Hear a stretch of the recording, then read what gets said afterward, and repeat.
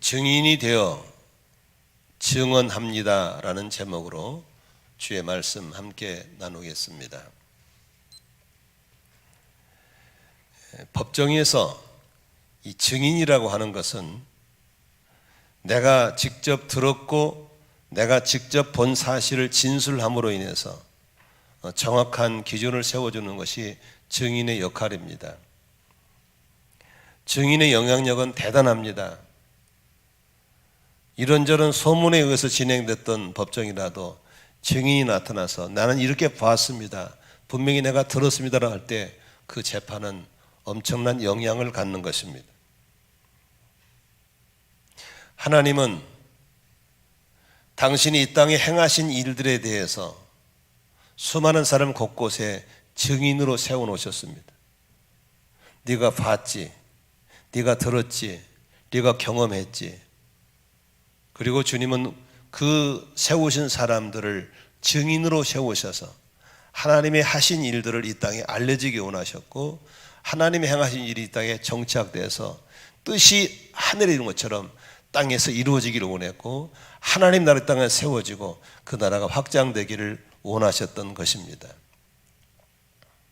그래서 하나님은 베드로라는 사람을 하나님의 증인으로 선택하셨고, 오늘 이방 사람 집에 방문하게 하셨고, 그 고넬료 집에 가서 이방 사람들 앞에 베드로가 증인이 되어서 하나님이 하신 일을 오늘 증언하게 하고 있는 것입니다.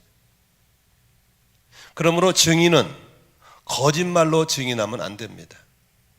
간증도 마찬가지입니다. 정확하게 있는 그대로만 얘기하는 겁니다.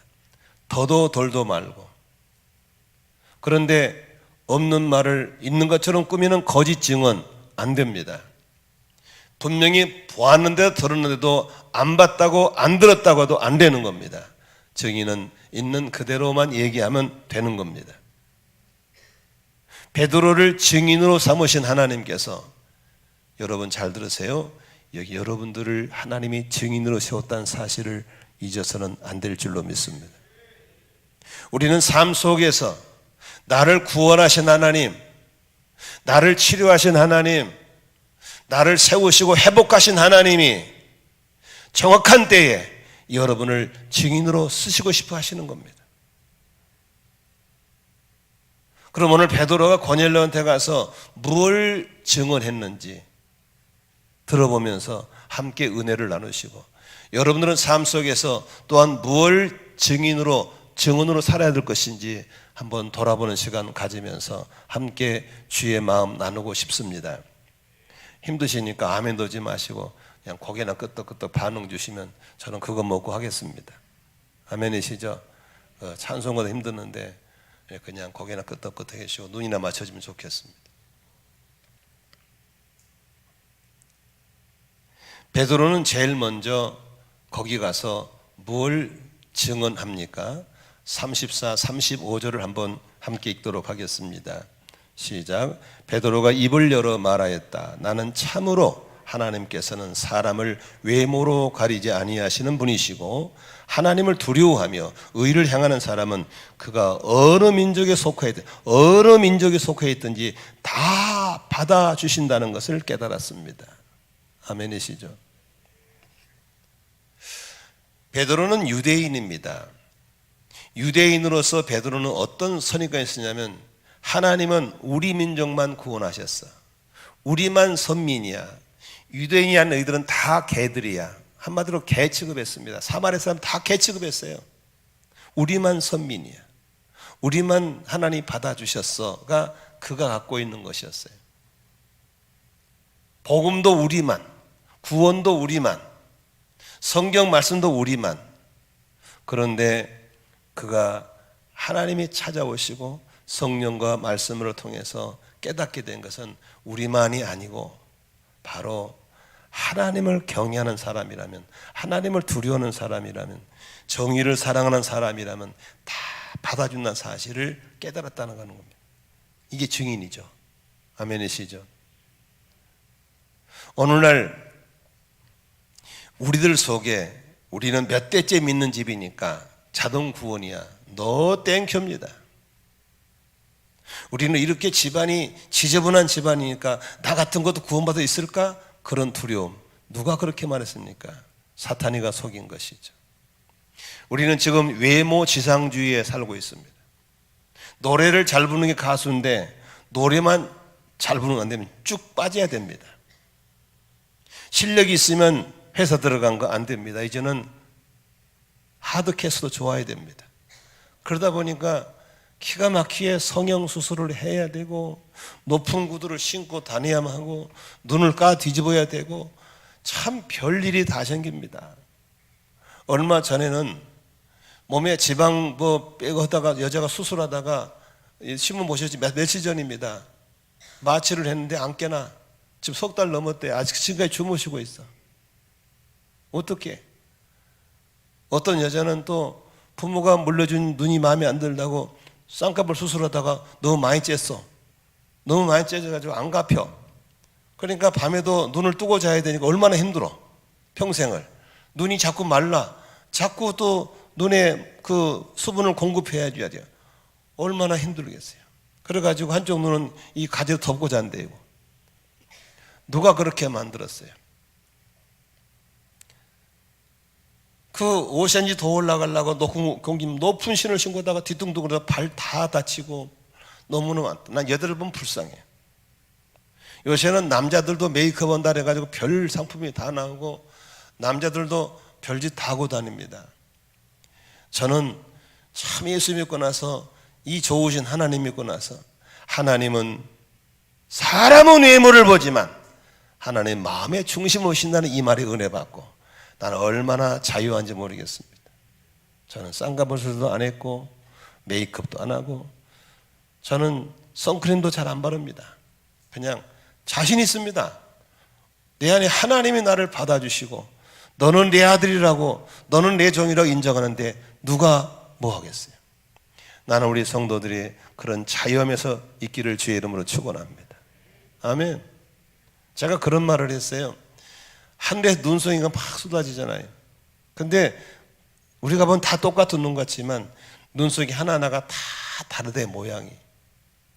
75억의 인구가 있는데 75억인한테 나처럼 똑같은 사람이 있을까 없을까? 없어요. 나는 유일한 독보적인 존재인 걸 믿으시 바랍니다. 아멘. 그런데 하나님은 우리를 받아주실 때 인종으로 받아준 게 아니고 외모로 받아준 거. 빈부 귀천 남녀노소 노 아무것도 안 봐요. 하나님 마음의 중심에 하나님을 두려울 줄 알고 하나님을 사랑할 줄 알고. 아멘이시죠? 하나님의 정의를 따라 살고 싶은 사람이라면 다 받아주시는 걸 믿으시길 바랍니다. 이게 바로 베드로가 깨닫고 베드로가 경험한다고 증언하고 있지 않습니까? 그렇다면 오늘 우리가 무슨 증인으로 살아야 됐습니까? 봐봐, 하나님이 나를 구원했잖아. 봐봐, 나를 건졌잖아. 이런 집안은 나를 건졌잖아 하면서 나의 약함을 드러내더라도 그 좋으신 하나님을 증언해야 될 줄로 믿습니다. 아멘. 지금은 이제 은퇴하셨습니다마는 서울의 이태원동에 충신교회라는 교회가 있어요. 박종순 목사님이라고. 참 훌륭하시죠. 지금도 살아계셔서 아주 우리에게 좋은 말씀을 주시는데 어버이 주일이 되어서 시골에 계신 어머님을 모시고 자랑을 하는데 세상에 어머니가 얼마나 작은지 그 목사님의 이 가슴 밑으로 내려가요. 조그마한 거예요. 근데 그 박 목사님이 작으시거든요. 작으신 분이 더 작으니까 얼마나 적어. 진짜 그렇게 초라하고 못생기고 조그마한 분인데 이태원동은 쭉쭉 빵빵이 모인대잖아요. 근데 거기서도 보란 듯이 우리 어머니입니다. 내가 사랑하고 존경하고 나를 낳아주시고 길러신 우리 어머니입니다. 얼마나 자유합니까? 혹시 여기 계신 분 중에서 어머니가 못났다고 어머니가 못생겼다고 학교 오는 거 오지 말란 적 있어요? 네? 정태기 박사님이 그랬대. 옛날에 전라도 청산에 살 때 자기는 목포에서 공부하러 올 때 어머니가 아들 보고 싶어서 배를 타고 시간 맞춰서 그 옛날 시대 그래가지고 학교 문 앞에 서서 이렇게 아들을 기다린 거야. 그러면 정태기 목사님이 엄마는 뱃사람이니까 섬사람이니까 까맣잖아요. 아주 못생겼잖아요. 그냥 몸빼 입고 차를 가요. 그러면 쪽팔린다고 저 여자가 왜 왔냐고 그래서 학교를 안 나오고 있을 때 엄마 갈 때까지 그 섬에서 배 타고 나와서 아들 좀 보러 왔는데 그런 그가 예수 믿고 변화되어서 우리 어머니 여러분 외모 주상주에서 벗어날 수 있기를 바랍니다. 여러분 한 분 한 분은 대단한 사람들이에요. 우리 5명가 외모 때문에 힘들면 우리는 어떡하란 소리야. 저 정도가 비교가 우리를 불행하게 만드는 거야. 절대로 비교하지 말고 하나님은 우리를 외모로 보시지 않고 중심을 보시는 걸 믿으시 바랍니다. 혈통을 보지 않고 중심을 보시는 걸 믿으시 바랍니다. 아멘. 오프라 윈프리라는 여자 아시죠? 세계에서 가장 영향력 있는 흑인 여자가 오프라 윈프리입니다. 돈이 엄청나게 많습니다. 지금도 그가 입을 뻥긋하면 미국 정가를 움직일 정도로 대단한 영향력이 있습니다. 그런데 여러분 오프라 윈프리가 어떤 사람이에요? 흑인입니다. 미혼모의 딸입니다. 그리고 어렸을 때 성폭행을 당하고 본인도 또 미혼모가 됩니다. 슬럼가에서 너무너무 비참한 시궁창에 살았던 사람입니다. 그러나 그가 하나님을 만나고 예수 믿고 하나님의 자녀가 되고 상처에 치유받고 시궁창에 건짐받고 얼마나 밝고 유창하게 세계를 들었다 놨다 합니까? 바로 우리 하나님은 그렇게 멋있는 하나님인 걸 믿으시기를 바랍니다. 우리가 그 하나님을 경험하고 우리가 그 하나님을 간증하고 사는 증인이고 증언한 자가 되시기를 바랍니다. 상당히 괜찮은 사람인데 뭔 말만 하면 아이고 뭐 이건 뭔 소리입니까? 자기 의의를 드러내면 안 되는 거예요. 아멘. 자기 의의를 드러내면 안 돼요. 저도 옛날에는 학교 때문에 열등감이 있었어요. 나를 이런 학교밖에 못 나. 그래가지고 조금 좋은 학교 나오면 그냥 엄매 기죽어서 말도 못했어요. 스카이 옆에는 내가 서지도 못했어요. 그런데 하나님이 저를 다 치료해 주셨어요. 왜? 하나님이 나를 구원했는데 누가 뭐라고 그래? 하나님이 나를 쓰신다는 누가 뭐라고 그래? 아멘. 담대하게 치료받고 나니까 어느 날 내가 대학교에서 강의를 하고 있더라고. 세상에 나도 내가 맨날 학교 갈 때 웃는 거예요. 주님 내가 이래도 됩니까? 근데 더 재미있는 것은 내 앞에 그렇게 무서웠던 스카이들이 내 앞에 강의를 듣고 있더라고. 스카이들이 나한테 점수 달라고 와서 상담을 오더라고. 하나님이 그렇게 나를 바꿔주시더라고. 믿으시면 아멘 합시다. 우리가 재정 때문에 열등감 가질 수 있고 학벌 때문에 열등 가질 수 있고 외모 때문에 갈 수 있지만 아니에요. 하나님은 그런 걸 보시는 게 아니고 우리 마음의 이쁜 중심을 보시는 걸 믿으시기를 바랍니다. 할렐루야. 사람이 중요한 게 아니야. 하나님 나를 그렇게 본다는데 우리를 받아주었다는데 아멘이시죠? 오늘 이 베드로가 내가 만난 하나님은 이런 하나님이다 라고 한 것처럼 여러분도 그런 증인으로 살아갈 수 있기를 주의 이름으로 축원합니다. 두 번째 베드로가 오늘 소개한 증인은 어떤 증인입니까? 바로 예수님에 대한 증인입니다. 36절 볼까요? 36절 한번 보겠습니다. 시작. 하나님께서는 이스라엘 자손에게 말씀을 보내셨는데 곧 예수 그리스도를 통하여 평화를 전하셨습니다. 예수 그리스도는 만민의 주님이십니다. 그랬어요.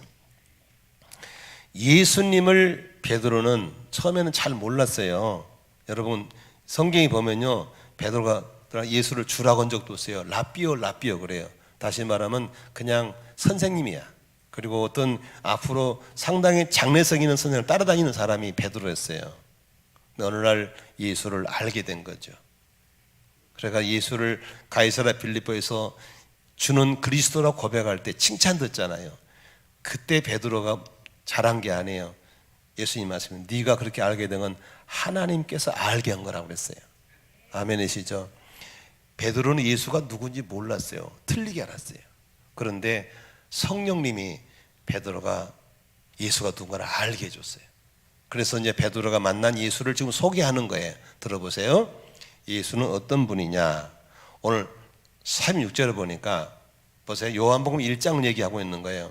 태초에 뭐가 있었다? 말씀이 계셨다. 이 말씀이 누가 있다? 하나님과 함께 있었다. 그러므로 말씀은 누구다? 하나님이다. 믿으시면 아멘 합시다. 이게 1장 1절이에요. 그런데 요한복음 1장 14절에 이런 말씀이 있어요. 그 말씀이 육신이 되어서 우리 가운데 사셨다. 우리는 그의 영광을 보았다. 그것은 아버지께서 주신 외아들의 영광이었다. 독생자의 영광. 다시 말하면 말씀이 하나님과 함께 있었고 이 말씀은 곧 하나님이었는데 오늘 뭐라고 그랬어요? 31절에 하나님이 이 땅에 뭘 보냈어요? 말씀을 보내셨어요. 그분이 누구십니까? 예수님인 줄로 믿습니다. 예수님은 말씀이 육신이 돼서 오신 분이 예수님이신데 그분이 이 땅에 오셨는데 뭘로 오셨다고 그랬어요? 여기 36절에 만민의 주님이다. 만왕의 왕이시다. 모든 사람이 잘 보세요. 예수님을 통해서 구원받고 예수를 통해서 축복을 받고 예수를 통해서 평화를 누리게 되고 예수님의 축복의 통로인 걸 믿으시길 바랍니다. 그것을 깨달았다는 겁니다. 그것을 제가 체험했다는 거예요. 아멘. 그런데 오늘 예수님을 통해 주시는 몇 가지 은혜를 오늘 베드로가 전하고 있는데 여러분도 그런 경험자가 되시기를 바라고 그런 증언자로 살기를 축복합니다. 첫 번째 뭐라고 했어요? 예수님은 우리에게 평화의 주님으로 오셨어요. 평화의 무슨 주님? 평화를 주러 오셨어요. 피스.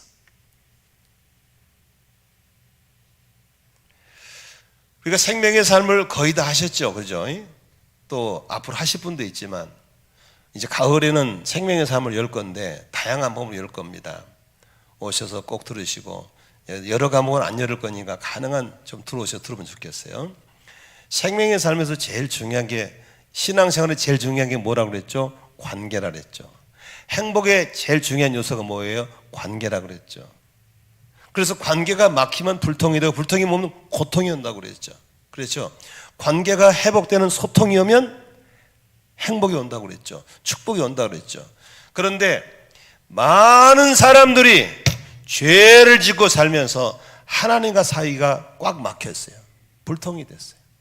그래서 하나님과 사람 사이에 불통이 오니까 고통이 오고 질병이 오고 저주가 죽는 거예요. 그래서 그 막혀있던 죄의 문제를 누가 풀어줄 거냐? 바로 예수님인 걸 믿으시기를 바랍니다. 예수님이 오셔서 그 죄의 문제를 뚫어주고 틀어져 버리니까 십자가 예수를 통해서 뭐하는 사람들이 하나님과 관계가 회복되고 불통이 소통이 된 걸 믿으시길 바랍니다. 그 경험을 베드로가 한 거예요. 여기 계신 분도 예수님 때문에 하나님과 우리 사이가 불통이 소통이 되고 관계가 회복된 걸 믿으시면 아멘 하십시다. 아멘이시죠? 그리고 하나님과 우리 사이만 평화가 있는 게 아니고 이웃과 이웃 사이에 평화를 주러 오셨다고 했어요. 그래서 하나님과 우리 사이가 회평이 되면 우리를 통해서 이웃과의 평화가 되는 거예요. 그래서 남북이 통일되는 비결은 정치나 경제로 되는 게 아니고 하나님과 관계가 회복되면 남북은 통일될 줄로 믿습니다. 우리나라는 전 세계에 없는 가장 분열이 많은 나라예요. 남북 분열, 노사 분열, 부부 이혼, 교단 분열, 한 데마다 분열이에요. 우리나라는 전 세계 어느 나라보다도 우리나라는 관계를 회복시키러 오신 예수가 필요한 나라인 걸 믿습니다. 많은 사람들이 이웃과 좋은 관계를 맺으려고 별짓 다 하죠. 아닙니다. 하나님 관계가 회복되어야만 이웃과의 관계도 회복될 줄로 믿습니다. 하나님 관계가 안 좋으면서 사람과의 관계를 좋게 할 수가 없는 것입니다. 그런데 우리 예수님은 이 관계만 회복시키러 온 게 아니고 우리 안에 오셔서 우리에게 세상에 맛볼 수 없는 평안을 주러 오신 것을 믿으시길 바랍니다. 요한복음 14장 27절에 평화를 너에게 끼치노니 곧 나의 평안을 너에게 주노라. 내가 너에게 주는 것은 세상이 주는 것 같지 아니하리라. 너희는 마음에 근심하지 말고 두려워하지 말라. 우리 예수 믿는 사람에게는 하늘의 평화를 주러 오셨어요. 기도하다 보면 평화가 임하고, 찬양하다 보면 평화가 임하고, 이렇게 말씀하면 평화가 임하고, 그 평강이 우리를 사로잡는 역사가 있기를 바랍니다. 아멘. 저희 어머니가 이제 금년에 95세이신데 건강하십니다. 우리 어머니는 뭐 특별히 이렇게 전도하려면 뭐 부러지고 깨지고 망하고 뭐 이래야 간증을, 우리 어머니는 그렇게 안 살아졌기 때문에 부러진 것도 깨진 것도 망한 것도 없으니까 간증할 게 없어요. 근데 우리 어머니 전도 방법은 딱 하나입니다. 예수 믿으세요. 그러면 뭐가 좋은데요? 그럼 우리 어머니 딱 한마디에 참 평안해요. 아멘이시죠? 우리 어머니가 전하는 복음의 핵심은 평강입니다. 교회 다니기 전에는 시끄럽고 마음이 복잡하고 그러는데 교회 다니다 못하는 그렇게 평강의 복음이 우리 어머니 전하는 복음 18번입니다.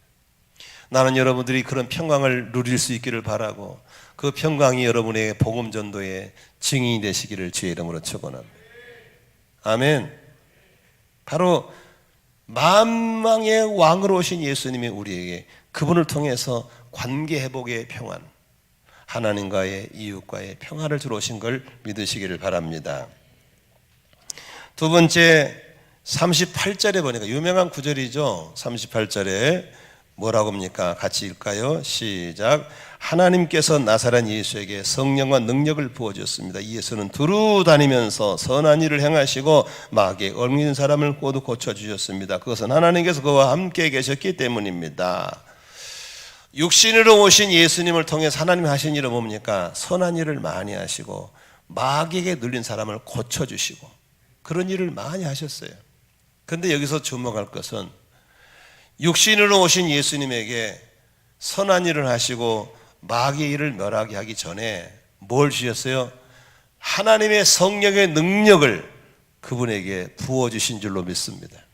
여러분, 이게 중요한 암시가 있는 거예요. 죄가 없으신 예수님도 육을 입고 사역할 때는 성령 충만이 필요했어요. 근데 온갖 세상 잡다한 유혹 갖고 사는 우리가 앞으로 주의 일하고 선한 일을 하고 목자 목녀하고 교사하고 집사 직분 감당하려면 성령 받아야 돼, 안 받아야 돼? 받아야 되는 거예요. 성령 충만 받아야 되는 거예요. 아멘. 지난 한 주간 동안 여리고기에서 주제가 뭐였어요? 성령의 기름 부으심이었어요.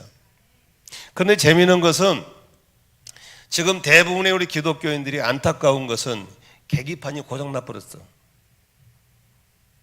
기름이 떨어지면 못 가잖아요. 그러면 앵꼬 들기 전에 불이 들어오잖아요. 계기판에. 그러면 기름 넣으러 가잖아요. 그렇죠? 요새 핸드폰 같은 경우도요, 15% 이하로 남으면요 딱 신호가 옵니다. 깜박깜박 와요. 빨리 충전하라고. 그래서 아무리 성능 좋은 스마트폰도 배터리 없으면 못 써. 아무리 좋은 차도 기름 떨어지면 못 가는 거예요. 그렇다면 우리도 성령이 아니고는 예수를 주로 시인할 수 없고 성령이 아닌 주를 따를 수 없는 것이 우리 인생 크리스찬들인데, 성령님의 계기판이 고장났다 그 말이요. 그러니 저 집사님 저 장로님 지금 빨간불 들어왔는데 모르고 있는 거예요. 그러니까 직분 뒤집어 쓰고 앉아 있는 거예요. 아무것도 못하고 있는 거예요. 쓸모없는 사람 돼버린 거예요. 그런데 계기판이 고장 안 난 사람은 아는 거예요. 오메 기름 떨어져가네. 아이고 얼른 충전해야 되겠네. 여러분 잘 들으세요. 10처녀 중에서 지혜로운 처녀가 가지고 있는 기름을 어리석은 처녀에게 줄 수가 없는 거예요. 성령 충만은 나눠주는 게 아니에요. 성령의 기름 부으심은 나눠 쓰는 게 아니에요. 내 충만은 내가 받아야 될 걸 믿으시면 아멘 하십시다. 아멘. 여러분, 성령 충만해야 선한 일을 할 수 있는 거예요. 성령 충만해야 귀신 쫓아낼 수 있는 거예요. 성령 충만해야 사명 감당할 수 있는 거예요. 아멘. 누가 그러더라고요. 아유 목사님은 뭐 목회를 오래 가지고 입에 줄줄 잘 나오죠. 안 나와요. 저도 뭘 잘 나와. 여러분 다 주무실 때 막 벽을 치면서 기도하고요, 하여간 설교 만들려고 하나님의 은혜를 구해요. 나는 아침에 금식하고 나왔어. 밥이 없어 안 먹은 게 아니고 하나님 은혜 달라고 오는 거예요.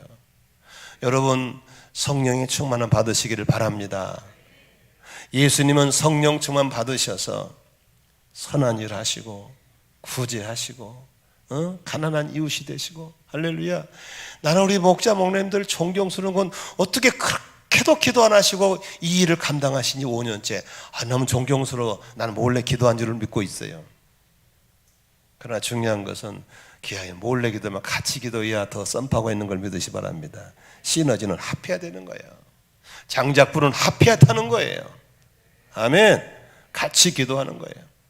이제 오늘 오후에 목자 목녀님들하고 또 회의한 다음에 결정하겠지만 칼럼을 읽어보시면 아시겠지만요, 나는 정부가 우리 소모의 못 오게, 그럼 가정교회 못하는 거거든요. 아니야, 더 잘할 수 있어요. 이제 금요 연합 목장하는 거야. 모여서 옛날 철회 살리는 거야. 우리끼리 간증하고 우리끼리 기도해주고 더 재밌게 할 수 있어요. 아멘. 못 모이게? 그러면 목자 목녀들이 안 모이고 얼마든지 SNS 가지고 줌으로도 나눌 수 있고 다 할 수 있어요. 원리는 안 바뀌지만 방법은 바뀔 수 있는 걸 믿으시기 바랍니다. 아멘. 성령 충만하면 길이 있는 거예요. 그러나 성령 기름 떨어지면 아무것도 못하는 거예요. 다 서는 거예요. 차도 서야 되고 핸드폰도 서야 되고 사명자도 서야 되는 거예요. 그러나 코로나가 무서운 게 아니죠. 우리 속에 이 기름 떨어진 게 무서운 거예요. 아멘이시죠? 우리 모든 시대에 성령의 충만함을 회복하셔서 계기판이 회복되셔서 우리 주신 사명의 길을 갈 수 있기를 주의 이름으로 축원합니다. 오늘 예수님이 하신 일이 마귀를 쫓아냈다고 그랬거든요. 성령 보십시오.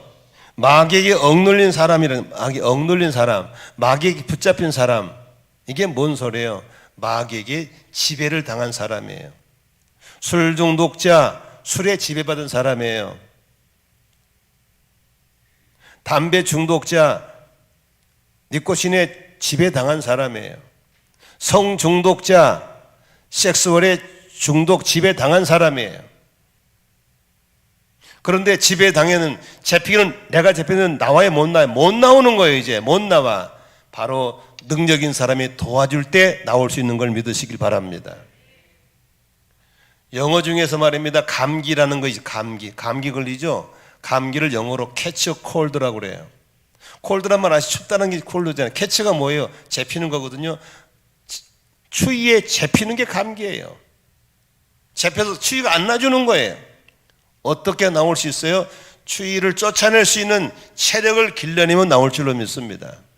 근데 나는 틱하면 약 먹으러 가시는 분 나는 별로 안 좋아해요. 감기는 약을 먹어도 일주일, 안 먹어도 7일 만에 났어요. 알아들으시면 아멘 하세요. 약은 자꾸 몸을 거기다가 이렇게 만들면 몸이 망가져 버리는 거예요. 체력을 길러주셔서 추위를 이겨내는 자가 되시기를 바라고요. 능력을 받아서 마귀의 유혹을 뿌리치고 헤쳐나오기를 주의 이름으로 축원하고, 우리 목자 목녀가 능력을 받아서 목원들을 건져낼 수 있는 있기를 주의 이름으로 축원합니다. 아멘. 예수님은 그렇게 하셨어요. 그래서 예수님이 너무너무 착한 일을 많이 하시고 좋은 일을 많이 했기 때문에 인기 짱이었어요. 그래서 예수님은 사람들이 막 인산인을 이뤘어요. 예수님 만나고 싶어서. 그런데 예수에게 어떤 일이 생긴지 아세요? 자, 39절, 40절, 41절까지 한번 읽겠습니다. 시작. 우리는 이 예수께서 유대지방과 예루살렘에 향하신 모든 일의 증인입니다. 사람들이 그를 나무에 달아 죽였지만 하나님께서 그를 사흘날에 살리시고 나타내 보이게 해줬습니다. 그를 모든 사람에게 나타나게 하신 것이 아니라 하나님께서 미리 택하여 주신 증인인 우리에게만 나타나게 하셨습니다. 그가 죽은 사람들 가운데 살아나신 뒤에 우리는 그와 함께 무엇도 하고 먹기도 하고 무엇도 하였습니다. 마시기도 하였습니다. 여기 보세요. 예수님을 죄인들이 의인을 죽이는 거예요. 여러분, 의인이 죄인을 죽이고 있지만 죄인들이 의인을 죽인다, 이상하잖아요. 하나님이 어떻게 그렇게 할 수 있는가? 하나님이 인류의 죄를 대신해 죽도록 의인이신 예수님에게 죄를 뒤집어 씌워서 불의한 재판을 당하게 하시고 죽게 하신 줄로 믿습니다. 그래서 인류의 죄를 다 뒤집어 쓰고 대신 죽게 하셔서 인류의 구주가 되게 하셨죠. 그런데 죽음에다가 묻어두지 않고 사흘 만에 그를 다시 살리셔서 그가 죄 때는 묶인 자가 아니라 인간을 건지렀던 사실을 증명해 보이시도록 부활케 하신 걸 믿으시길 바랍니다. 그런데 중요한 건 십자가에 죽으시고 부활하신 다음에 지도새도 모르게 싹 가버린 게 아니고 하나님께서는 여기 보십시오. 41절 보십시오. 모든 사람이 나타난 게 아니고 미리 택하여 주신 증인에게만 부활을 보여줬습니다. 그런데 보여만 줬다 그러면 또 사람들이 헛것봤다고 그러니까 정확한 증인 되게 하기 위해서 살아나신 뒤에 함께 뭣도 하고 먹기도 하고 함께 뭣도 하고 마시기도 했습니다. 즉 베드로는 예수님과 함께 식사했습니다. 함께 마셨습니다. 아멘이시죠? 뭐 하시려고? 베드로를 증인으로 쓰시려고. 여기 사랑하는 성도 여러분, 저를 잘 보십시오. 여러분 예수 믿고 나서 절대 절망의 상황에서 기도 응답 받아본 적 있으시죠? 나는 손들어서 안 할 테니 있을 겁니다. 여러분 왜 그래? 기도가 다 응답된 건 아닌데 왜 여러분 기도 응답 받냐 하시오? 여러분 증인 쓰시려고 그런 거예요. 정말 이제는 끝이다 싶은데 살려준 적이 있으시죠? 왜 그런지 아세요? 여러분 증인을 쓰시려고. 남에게 없는 성령이 내게 오셔서 성령의 은사가 성령의 세례로 은사가 나타나고 성령 받은 경험이 있으시잖아요. 왜 그런지 아세요? 다 준 게 내만 줬냐? 이뻐 준 게 아니에요. 우리를 증인으로 쓰시려고 그런 거예요. 우리 다섯 자매가 이렇게 치유와 회복이 있었던 것은 하나님이 너를 써서 너와 같은 사람이 여기 있다. 너처럼 살리고 싶으니까 쓰시려고 그런 거예요. 그 간증은 해야 되는 거예요. 안 하면 안 되는 거예요. 너 쓰겠다고 했는데 왜 안 하려고 그럽니까? 해야지요. 아멘. 쪽팔려? 내가 쪽팔리고 주님이 산다면 좋은 일이죠. 아멘이시죠? 아, 난 못해. 그 증인이 아니죠. 간증도 해야 되고 증인으로 살아야 될 줄로 믿습니다.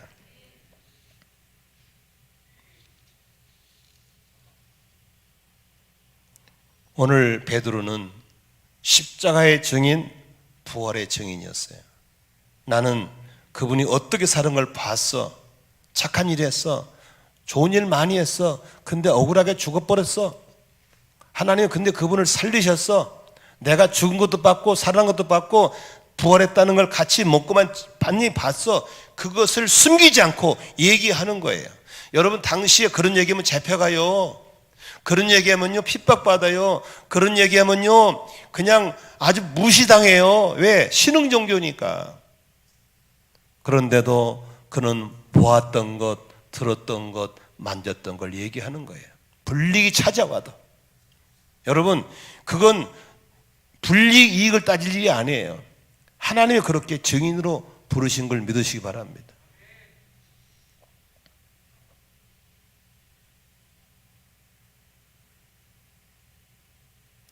세 번째 마지막 베드로가 전한 증인은 무엇입니까? 42절 43절입니다. 함께 읽겠습니다. 이 예수께서 우리에게 명하시기를 하나님께서 자기를 살아있는 사람들과 죽은 사람들의 심판자로 정하신 것을 사람들에게 선포하고 증언하라고 하셨습니다. 이 예수를 두고 모든 예언자가 증언하기를 그를 믿는 사람은 누구든지 그의 이름으로 죄의 사함을 받는다고 하였습니다. 여러분 영원히 변하지 않은 진리가 참 맞는데 오늘 함께 생각할 진리가 뭡니까? 히브리 9장 27절에 이런 말씀이 있습니다. 사람이 한 번 죽는 것은 정하신 것이고 죽은 다음에 뭐가 있다고? 심판이 있는 거예요. 많은 사람이 착각에 빠집니다. 너는 죽어도 나는 안 죽을지도 몰라라는 생각이에요. 누구예요? 중국의 진시황이 그랬어요. 저 북한의 김일성이 그랬어요. 안 죽을 줄 알았어요. 문선명이 그런 줄 알았어요. 안 죽을 줄 알았어요. 박태선이 그런 줄 알았어요. 안 죽을 줄 알았어요. 아마 이만희 씨도 마찬가지일 거예요. 사람은 다 죽어요. 지금 아멘한 여러분도 언젠가 한번 죽을 거예요. 저도 죽어요. 그런데 한 가지 잊지 말할 게 있어요. 죽은 다음에는 심판이 있어요. 그걸 기억하고 살아야 돼요. 마태가 새로운 가방 바구니에다 들고 막 담잖아. 이것저것 원한 거 담잖아요. 그런데 멍청한 사람 막 담아. 그러나 최소한 기본 정도 가진 사람은 절대 막 안 담아요. 왜? 카운터를 통과했는 것을 알고 있기 때문에.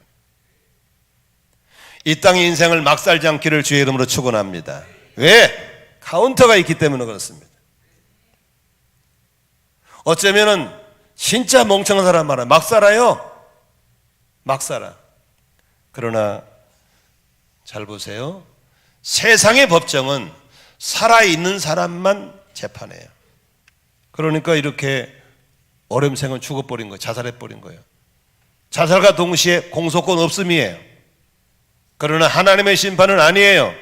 오늘 41절 보십시오. 하나님께서 자기를 살아있는 사람들과 죽은 사람들의 심판자로, 우리 예수님은 심판자로 오십니다. 그런데 살아있는 사람 심판하지만 죽은 사람도 깨워서, 무덤에 다 일어나 다 깨워서 심판하실 분이 누굽니까? 우리 예수님인 걸 믿으시기 바랍니다. 이제 예수님이 재림할 걸 믿으시면 아멘 하십시다.